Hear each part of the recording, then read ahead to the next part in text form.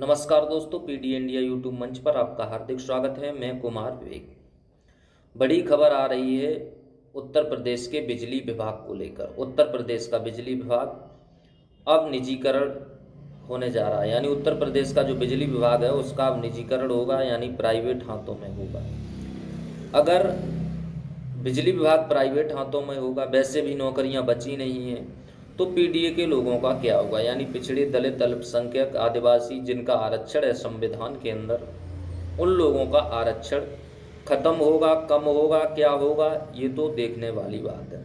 लेकिन जो 2024 के चुनाव में विपक्ष आरोप लगा रहा था कि भाजपा संविधान खत्म करने पर तुली हुई है, वो लगता है कि साक्षात अब आने वाले दिनों में दिखाई पड़ रहा है। क्योंकि रेलवे का निजीकरण हुआ, उसके बाद जितने भी कंपनियां थी पीएसयू यानी जो भी सरकारी कंपनियां थी उनका भी निजीकरण हुआ।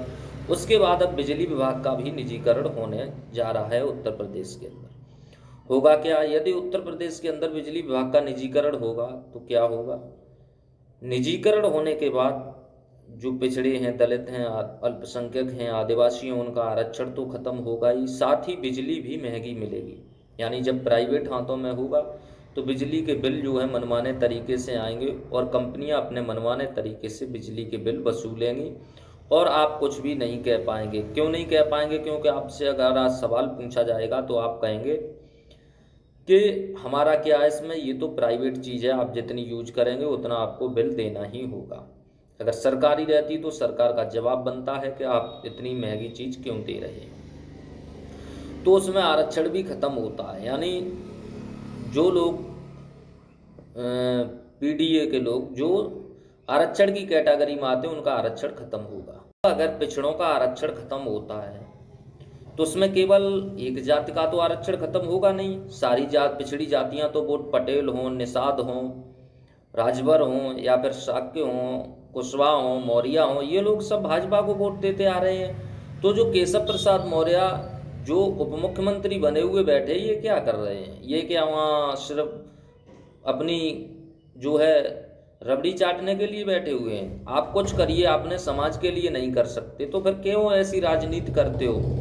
यानी आपके ही लोगों का आरक्षण खत्म हो रहा है और आप ही वहाँ गुमशुदा बने हुए बैठे हैं। तो ऐसी राजनीति से कोई, हमें लगता है कि कोई समाज में ऐसी राजनीति से कोई फायदा नहीं। इससे अच्छा तो आप इस्तीफा दीजिए और आप सीधा सीधा कहिए कि मैं आरएसएस का आदमी हूँ, मुझे किसी आरक्षण से कोई मतलब नहीं और मुझे किसी भी अपनी जाति के व्यक्ति से कोई मतलब नहीं। यानी आप वोट तो अपनी जाति का लेंगे और दिलवाएंगे उनको, लेकिन आप जो है जब आरक्षण पर बात आएगी तो आप कुछ नहीं कर पाएंगे। तो यही है कि केशव प्रसाद मौर्य हों, जो भी हों, ओपी राजभर हों, अनुप्रिया पटेल हों, जो महामंत्री बने बैठे हैं और अपने लोगों का भला नहीं कर पा रहे हैं, तो इससे अच्छा तो आप राजनीति से इस्तीफा ही दे दीजिए। क्योंकि आप अपना भला सोच रहे हैं, अपने लोगों का भला नहीं सोच रहे हैं। जब ये सारी चीज़ें प्राइवेटाइजेशन में चली जाएंगी तो जिसकी वहाँ जुगाड़ होगी वही नौकरी पाएगा, जिसकी वहाँ क्षमता होगी वो वहाँ अपने बिल माफ़ करवाएगा। इसमें गरीब पिसेगा, पिछड़ा पिसेगा, दलित पिसेगा। इन लोगों के साथ नाइंसाफ़ी निजीकरण होने से होगी, ये बात तो क्लियर है।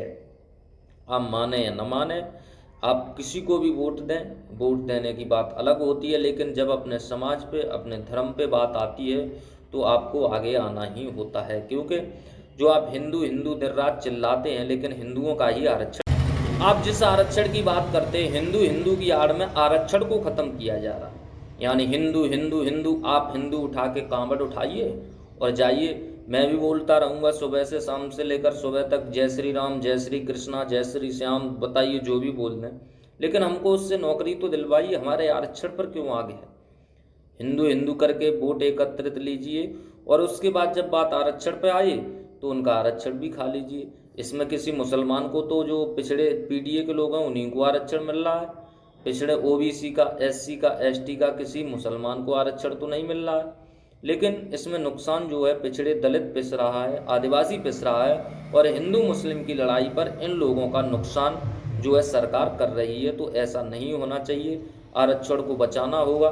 क्योंकि आरक्षण ही नहीं रहेगा तो हम लोग फिर से पीछे चले जाएंगे और आगे नहीं बढ़ पाएंगे। ये जो बात लोग वहाँ मंत्री बने बैठे हैं, जो बड़े बड़े पदों पर बैठे, ये उन लोगों को सोचना चाहिए, क्योंकि जो भाजपा सरकार है उसमें मंत्री हों, सांसद हों, सबसे ज़्यादा पिछड़ी जातियों से ही चुनकर जाते हैं, और पिछड़ी जातियां अगर साथ छोड़ दें तो बीजेपी 0/0 हो जाएगी। आपको क्या लगता है आरक्षण के बारे में, कमेंट में हमें ज़रूर बताएं। चैनल पर नए हैं तो चैनल को सब्सक्राइब करें, वीडियो अच्छी लगी तो वीडियो को एक लाइक ज़रूर करें। धन्यवाद।